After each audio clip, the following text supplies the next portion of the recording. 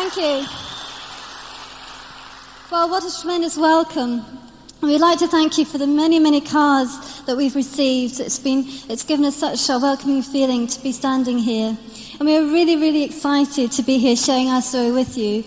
Many times I used to hear it's an honour and a privilege from the speakers on stage. Well, I truly could not relate to this statement. You see, 5.5 years ago, I could not see what an honour it was to speak in front of hundreds of people, or what a privilege it was to be actually involved in this business.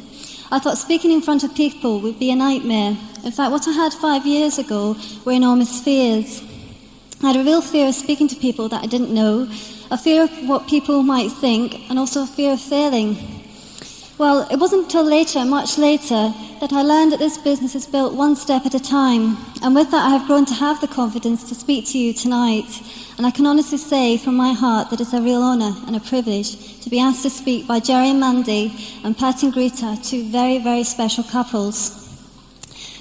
Before handing over to Renton, I'd just like to say that if it hadn't been for Renton's determination, strong beliefs and big dreams, and the constant support from Upline, I could not have imagined what a great future that's in store for us. You know, Renton listened to the tapes when I didn't. He read the books when I refused to. He attended all the functions and trainings when I only went to the ones that were convenient to me. So what I'm going to do now, I'm going to go off for a while, and I'm going to hand you back over to Renton, my winner.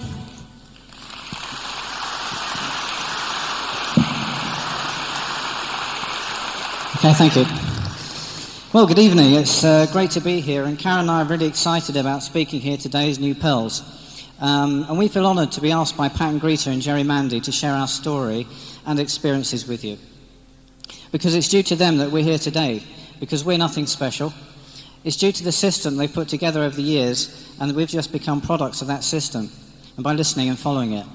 They had the vision as to where this business was going to be when people told them that it wouldn't work here in the UK. But they refused to allow anyone to steal their dream away from them. Our goal today is to give you hope that you too can build a successful business, and you may be encouraged by our story. Because we're far from being special people, we're from very ordinary backgrounds, and after hearing our story, you'll know that you can do it. Because all we did was follow the example of our successful upline, follow the system, work with that team. And there is no I in the word team. But as you're about to find out, Karen and I didn't work the business as a team. So it may seem like I, but that's how it was to begin with. Karen was not positive about the idea of getting involved in this business, to say the least. Okay, well, I was born in Billericay in Essex, and I lived with my parents and 4 sisters. My father was a successful businessman, along with his 2 brothers. So I was born into a fairly wealthy family. And my father always worked very hard, and he built up a very successful plastic injection moulding business. And we all went to private schools, and we're fortunate to be brought up in a loving environment in a large house in the country. My parents always taught us good moral principles and went to church every Sunday. Well, when I was 13, I was shipped off to public school. Even though I failed the entry exam, I was accepted. My behaviour at public school had a lot to be desired, and I got into a lot of trouble. Because I couldn't see the point of all their school rules, and I just wanted to mess around and have a laugh. And I was punished with 6 of the best, more times than I care to remember. I broke all the school rules in record time. Smoking, drinking, stealing cars, fighting, and taking leave without permission. I was in with the wrong crowd at school, and I was easily influenced. The crowd I was with were called the Blue Book Breakers. And in the middle of one night, we took 200 fire extinguishers and put them in the assembly hall, and the next morning, nobody could get in there. And everyone knew who did it. The following day, I was dared to do something nobody had ever done before. The motivation was 20 quid. I streaked across the first 11 cricket pitch, whilst the teachers' and old boys match was being played. My punishment for that was to trim the whole circumference of the cricket pitch with a pair of scissors. I got the 20 quid though, and the recognition from the Blue Book Breakers. Anyway, public school didn't work out for me, and I left with no O-levels and a poor attitude to good behaviour. My family moved to Jersey in 1972, when my father retired when he was only 45. And I went to catering college in Jersey because that's what a careers advisor told me I should do. So I did. I gained all the relevant qualifications in that, and I was head chef by the time I was 21, and an executive chef by 23. And I was in charge of a brigade of 35 chefs in one of Jersey's largest hotels. I also had some nice letters after my name. When I was working at this hotel, I met Karen, and even though I was working about 100 hours a week, we still managed to go out together, and after all, there was 68 hours left in the week. We married after about 18 months, but it took quite some time before I stopped the Friday nights out with the lads. But eventually I had to, because Karen and I started our own catering business together. We had that business for 7 years. We never made any money. In fact, we paid our staff more than we paid ourselves, and worked more hours than ever. I often worked from 5 in the morning till 11 at night, or even later.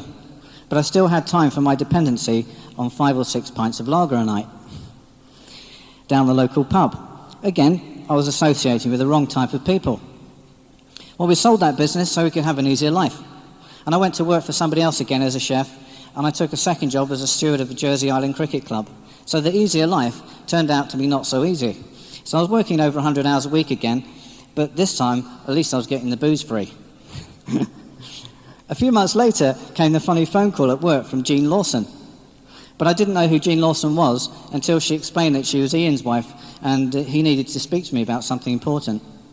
And could he have our home telephone number? Well, 2 weeks went by, and I kept wondering what it was that was so important. So when we played cricket together that week, I kept asking him what it was, but he wouldn't tell me. I know now that he was qualifying me. Ian called me the following Sunday evening, and the phone call lasted about 30 seconds. He told me nothing about the business, but he'd asked me if I was free on Wednesday night to have a chat with him to see if I'd qualify, but he could promise me nothing. Ian's posture was so good that I put on a shirt and tie as if I was going to be interviewed. He arrived as arranged, wearing a suit and carrying a briefcase. I took him seriously when he refused discussing the business over a 4-pack and asked for a coffee instead. We always had a beer together then, so this caused great suspicion. But it shows how important it was that Ian and Jean were following the path for success, because it made so much difference to my attention as to what he was going to say, because it was so professional. The first thing Ian asked me was, what would you do with the substantial secondary income? And just to sound like a responsible manager of money, I said that I would invest it, save or plough it into property. Although I knew nothing about any of that, I thought it may impress him enough. Underneath it, though, I had big dreams like a large home, fast cars, worldwide travel. But I didn't say that because I thought he might think I was irresponsible with money. But now I know that there's nothing wrong with having material goals. And in this business, I've learned a lot about money management skills, which was really my weakest point before. If I had the money, I spent it. As the circles were unfolding, I was getting really excited. And I was putting names in the 6 circles. I knew our 6. At that point, Karen walked out of the room to make coffee or something, and she never came back in. I didn't understand how it worked, but all that stuck in my mind was that anyone could do it. And when Ian said freedom, security and lifestyle, I got even more excited. I thought, well, this looks a lot easier than the last business we had. After all, it took me 15 years to become an executive chef. And Ian explained that in a third of that time, we could be free and financially secure for life. And that's what worked out to be a reality, because we've now been in the business for 5.5 years.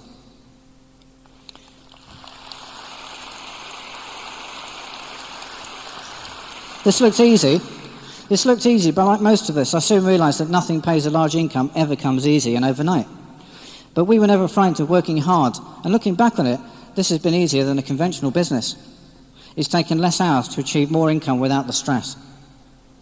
Ian explained that the business is simple, but it's not easy, and it will require hard work to achieve success. Dexter Yeager said that a successful man will fall into bed exhausted, and an unsuccessful man will go to bed bored. When Ian came to the end of the plan, he said that our supplier was Amway.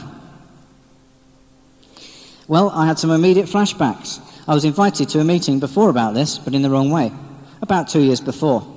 It was by the butcher who delivered our meat to the shop where we had. He invited me face to face. He was scruffy, and he was in his butcher's apron, and it was covered in blood, and he told me everything about it. So I judged the business on him and told him that we're too busy for that, and besides, we're making enough money anyway. That was a laugh. We weren't making any money. In fact, our staff's wage packets made me quite jealous. Well, Ian left me with the magic of thinking big and 2 rally tapes, Gerrymander Scriven's tape and a Bill and Les O'Brien, and arranged to get back with us the following evening. And I told him, well, you better come back because you're not going to go and get rich without me. I couldn't wait to listen to the tapes, so I put them on the car cassette in the garage and listened to both tapes straight away, and I went to bed at 2:30 in the morning, and I read chapter 1 of the book. But I remember I was never something I did at school. I never read a book in my life. I never read anything, and I wasn't going to start then. But this book was different. I was so excited I couldn't sleep. When I went to work the next day, I told my best friend all about it, because I was bursting with enthusiasm. But he soon shot it down in flames. It's not Amway, is it? And to my amazement, he knew all about it. He told me that it doesn't work. Then in a hotel where he used to work, Amway had a meeting there, and they were all dancing and playing music. And anyway, everyone knows about it in Jersey. It's saturated here, and it just doesn't work here. Jersey is too small. I began to wonder what I'd got involved in, and obviously my so-called best friend caused me to lose my enthusiasm and have doubts about the business, so I was ready to rip into Ian that night, because all of my enthusiasm was gone, and I nearly phoned him to cancel the follow-up. I had a lot of questions lined up for Ian that evening, and when I told Ian what I had heard about the business, he said, well, why listen to broke friends when you can listen to successful people who will help you to become successful? Your friends don't pay your bills. My best friend nearly talked me out of doing this business, and it frightens me to think what we would be doing today if I'd listened to him and didn't do it. He's not my best friend today, and he still won't even look at the business, because in his opinion, we were lucky. We know that luck's nothing to do with it, and we know that he knows. Our best friends are in this business, and there's no better friendships than you'll find them right here in this room.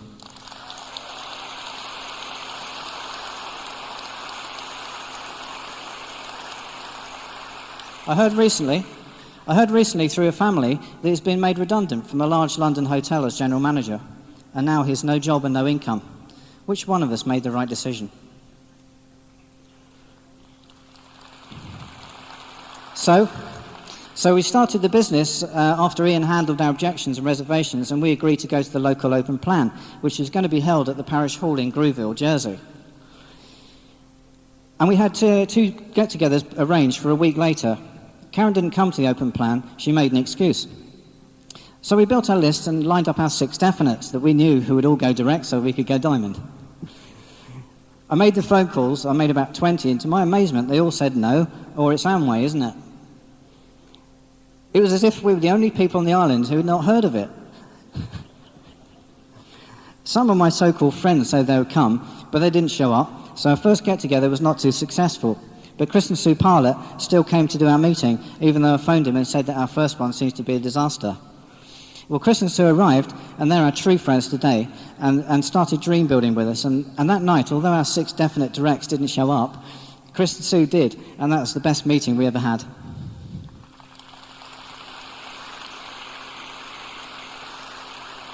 Well, Chris and Sue came to do our second get-together, and this time we had a few people there, and 2 couples got in. And I was really excited again, because this was the 4th time I'd seen the plan, and it started looking better.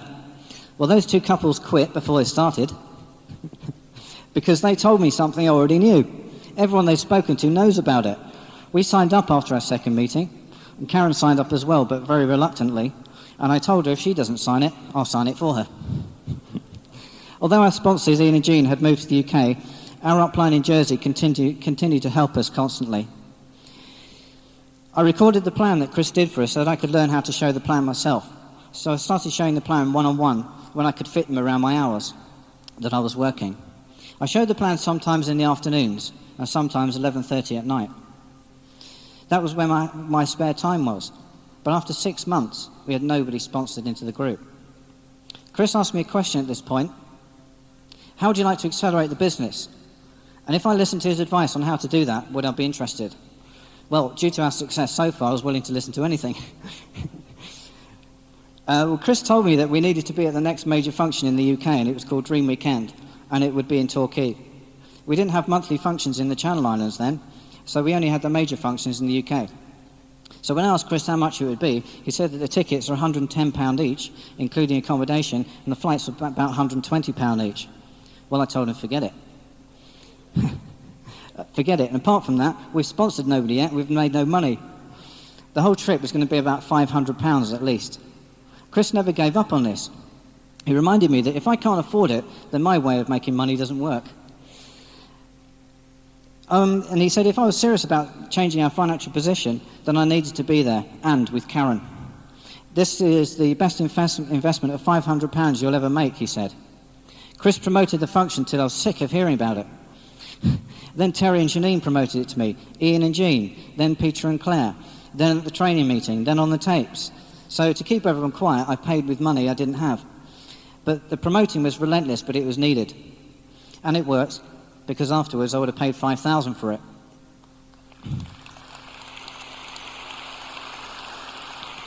Now the biggest challenge was convincing Karen to come with me, because by now Karen had really turned negative about the whole business because there was no early success for us. So she was adamant that she was not going to come, and she didn't care what anyone said, but Chris told me to pay for her anyway. Then she'll have to come. So I did pay, and this caused our first of many high-volume discussions for the neighbours to hear.